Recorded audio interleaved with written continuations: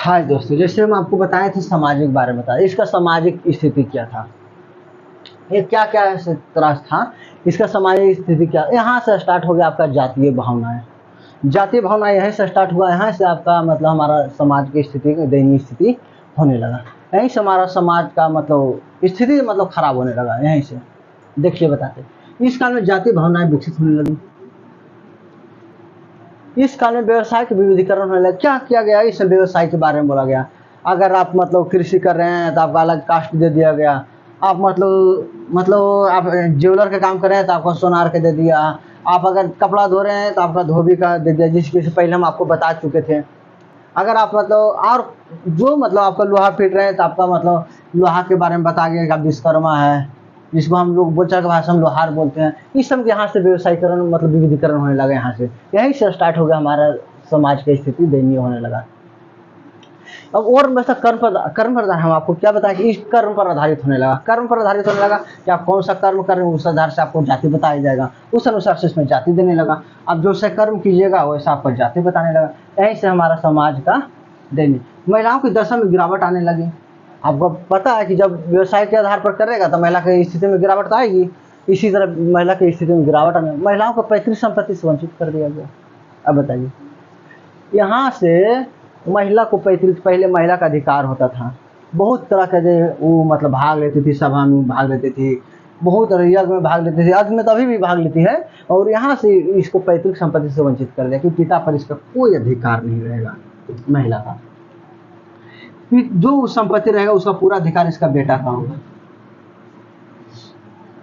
और वो बेटा जो रहेगा बड़ा बेटा का अधिकार होगा। इसके बारे में आगे हम आपको बताए थे या फिर बताएंगे। बड़ा बेटा का अधिकार होगा, उसका अधिकार होगा। महिला का कोई अधिकार नहीं। महिला को सिमट दिया घर ही भर में कि आप अपना बच्चे को देखभाल कीजिए, अपना परिवार को देखभाल कीजिए, अपना खाना बनाइए, बस मतलब जो छोटा मोटा काम है अपना देश भर में मतलब उसी की देखभाल में उसको महिला को वंचित कर दिया। उसी भर में महिला को सिमट दिया गया। इसमें दो प्रकार का विवाह होता है, 8 प्रकार का होता है। 2 प्रकार के बारे में गृह सूत्र में 2 प्रकार का विवाह का उल्लेख किया गया है। गृह सूत्र है, इसमें 2 प्रकार का विवाह का उल्लेख किया गया है। पहला देव विवाह और दूसरा असुर विवाह। इसमें 8 विवाह है, ये दोनों मिला के 8 विवाह बताए गए। देव विवाह में 4 गो, असुर विवाह में 4 विवाह हो गया। देव विवाह 4 असुर विवाह हो गया। 8 विवाह इसमें बताया गया है। देव विवाह में ब्राह्मण विवाह, ब्रह्म विवाह सबसे उच्च कोटि का विवाह इसको माना जाता है, जो कि अभी हम लोग करते हैं विवाह।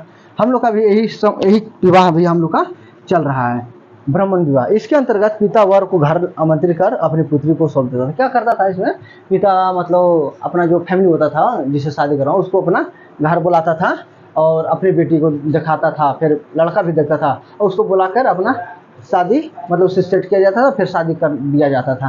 कि मतलब इसी ब्रह्म विवाह जिस तरह से अभी हम लोग का हो रहा है, जैसे हम लोग में भी होता है, वर वधू दोनों को देखा जाता है, बुलाया जाता है। हम लोग जाते हैं, मतलब जैसे हम लड़का है तो मेरा फैमिली जाएगा लड़की को देखने के लिए। फिर वहाँ मतलब सब कुछ से टूट हो जाता है, हाँ चलो ठीक है दोनों जोड़ी अच्छा है। फिर वहाँ से दोनों का शादी स्टार्ट हो जाता है। यहीं से मतलब दोनों का शादी मतलब अच्छा से हो जाता है। और आप देखिएगा जो कार्ड है उसमें लिखाएगा वहाँ ब्रह्म विवाह लिखाएगा कार्ड में। आप देखिएगा, ध्यान से देखिएगा, कार्ड में ब्रह्म विवाह लिखाता है, ना कि ये सम विवाह लिखाता है। इसके बारे में बताएगा। सबसे उच्च कोटि के विवाह, क्योंकि हम लोग भी इसको मान्यता देते हैं, हम लोग भी इसी तरह से विवाह करते हैं। सेकेंड नंबर जो है वो दैव विवाह है। कन्या का पिता यज्ञ का आयोजन करता था तथा जो ब्राह्मण यज्ञ के संपादित करता था उसे अपनी कन्या का विवाह करता था। इसमें दैव विवाह में क्या था देखिए, कन्या के जो पिता था यज्ञ करवाता था। यज्ञ करवाने के बाद क्या करता था, जो यज्ञ संपाद मतलब समापन करवाता था उससे क्या करता था, अपनी कन्या का विवाह कर दिया जाता था। पंडित जी से जो करवाता है, पंडित जी आप जानते हैं ब्राह्मण जो रहते थे, ब्राह्मण, उस समय लड़की का अनुमति नहीं था। मतलब पंडित जी कितना साल के, बूढ़ा है, 5 साल के बाद वो मरने वाला है, कि 10 साल वो जिएगा कि नहीं जिएगा, क्या था उससे कोई नहीं। यज्ञ जो समापन करवाता था उससे अपना कन्या का विवाह करवाता है। लड़की का उम्र आपको पता था, बाल विवाह था 18 साल, 15 साल, 14 साल, 13 साल में लड़की का उससे विवाह करवा दिया जाता था। इसमें कोई लड़की का अनुमति नहीं लिया जाता था और उससे शादी करवा दिया। लड़की अपना जो है, लड़की अपना मतलब अपना भोग। ये सबसे घटिया ब्राह्मण, यही से ब्राह्मण सब जो था, यही सब जो कानून समझाया था ये ब्राह्मण ने समझाया था। यही सब घटिया काम किया था, यही सब ब्राह्मण लोग।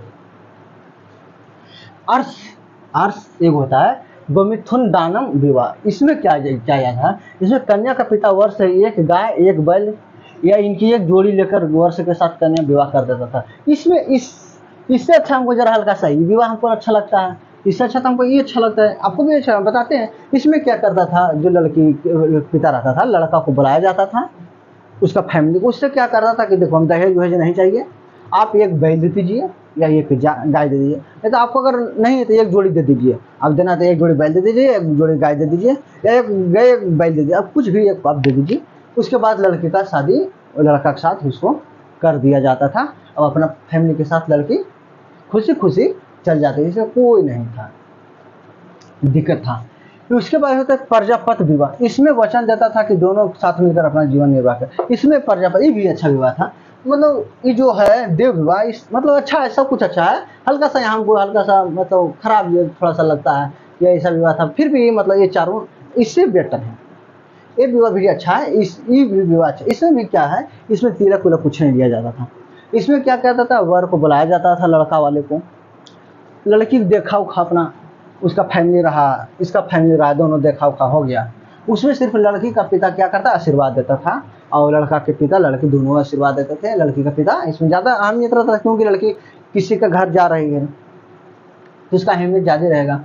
उसका पिता आशीर्वाद देता कि दोनों जाओ, खुशी रहो, सुख संपन्न से जियो, अपना परिवार का देखभाल करो, मतलब पूरा मतलब अपना फैमिली को लेके चलना है, मतलब इस तरह से उसको आशीर्वाद दिया जाता था कि अपना दोनों जीवन निर्वाह अच्छा से करना है, कोई तरह की दिक्कत नहीं हो, जिस तरह से होता था अब अच्छा से होता था। इसके पहले जैसे हमारी मम्मी समय, आप लोग की मम्मी भी होगी, दीदी जानते थे फैमिली के आती थी ये थी, अब हल्का हल्का सा ज़्यादा दिक्कत हो गया, क्योंकि अब सब सोशल मीडिया आ गया, उसमें ज़्यादा मतलब होने लगा। ये वचन अब नहीं रहा है सोशल मीडिया पर, अब ये सब हर दिन भर रहिएगा यूट्यूब पर,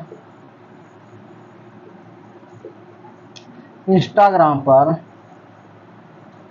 तो क्या होगा, इसमें रहिएगा तो कैसा आप खोजिएगा कि दोनों निर्वाहन अच्छा से करें। फिर भी हमारा समाज अभी भी बहुत अच्छा है, एक दूगों को खराब होने से हमारा समाज खराब नहीं कर सकते आप, एक दूगो खराब हो गया तो हमारा समाज खराब हो गया है।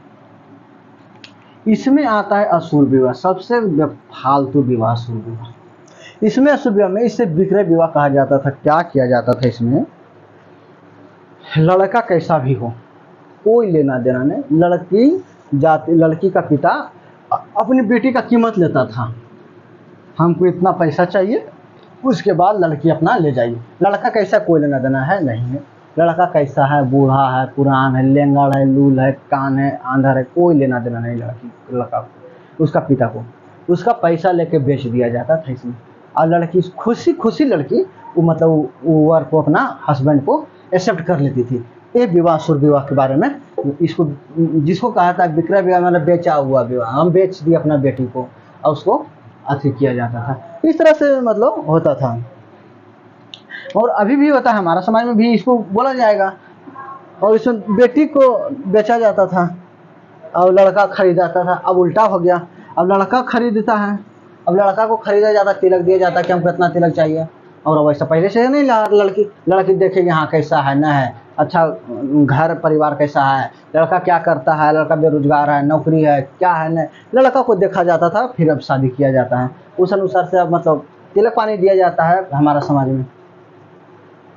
एक हो गया गंधर्व विवाह, जिसको प्रेम विवाह कहा जाता है। एक गंधर्व विवाह क्या था, प्रेम विवाह था। क्या है, एक दूसरे से आप प्रेम करते हैं, आप अपना शादी कर सकते हैं, कोई दिक्कत नहीं। आप मतलब जिसको अभी भी प्रेम विवाह हो रहा है, भागो के जो शादी उदी करता है, अभी भी शादी उदी कर रहा है, बहुत सा देखते हैं मतलब सोशल मीडिया पर, भाग गया शादी कर लिया।